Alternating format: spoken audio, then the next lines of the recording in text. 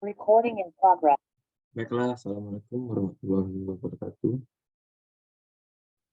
Di sini saya akan mempresentasikan hasil kerja UTS saya, yaitu Marintas Jurnal. Ikut hasilnya, ikut jurnal saya review dan ikut template.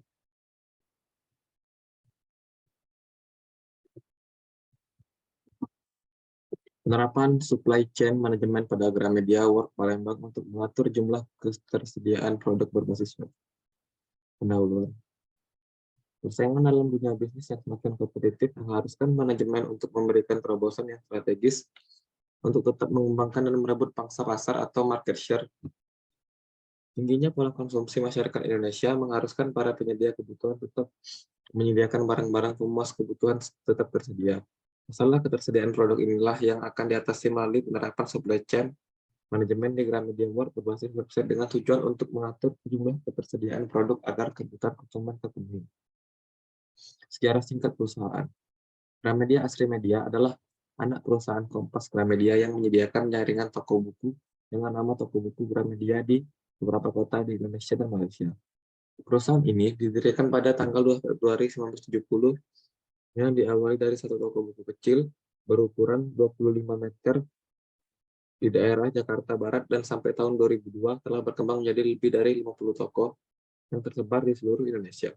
Selain menyediakan buku, toko buku Gramedia menyediakan berbagai produk lain seperti alat tulis, perlengkapan, dan lain sebagainya.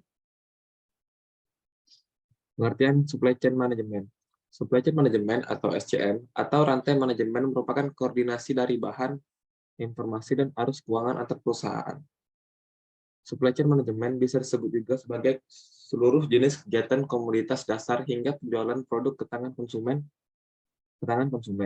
Rantai nilai persediaan, manajemen perusahaan, atau rantai nilai hubungan pelanggan atau proses bisnis dilakukan dengan tujuan untuk meningkatkan keuntungan secara maksimal. Tujuan dan manfaat supply chain management. Menurut Stephenson, tujuan dari SCM adalah menyelaraskan antara permintaan dan penawaran secara efektif dan efisien. Beberapa masalah utama yang ada di dalam rantai pasokan berhubungan dengan penentuan tingkat outsourcing yang tepat, manajemen pengadaan barang, manajemen pemasok, mengelola hubungan dengan pelanggan, identifikasi masalah dan merespon masalah tersebut, serta manajemen resiko. Manfaat SCM. Kepuasan pelanggan. Konsumen atau pengguna produk merupakan target utama dari aktivitas proses produk setiap produk yang dihasilkan perusahaan. Konsumen atau pengguna yang dimaksud dalam konteks ini tentunya konsumen yang setia dalam jangka waktu yang panjang. Meningkatkan pendapatan. Semakin banyak konsumen yang setia dan menjadi mitra perusahaan berarti akan turut pula meningkatkan pendapatan perusahaan.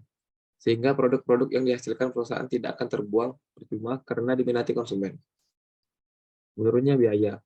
Pengintegrasian aliran produk dari perusahaan kepada konsumen akhir berarti pula mengurangi biaya-biaya pada jalur distribusi. Simpulan. SCM secara fisik mengkonversikan bahan baku menjadi produk jadi dan menjadi produk jadi dan mengantarkannya ke pemakai akhir. Fungsi pertama ini berkaitan dengan ongkos-ongkos fisik, yaitu ongkos material, ongkos penyimpanan, ongkos produksi, ongkos transportasi, dan sebagainya.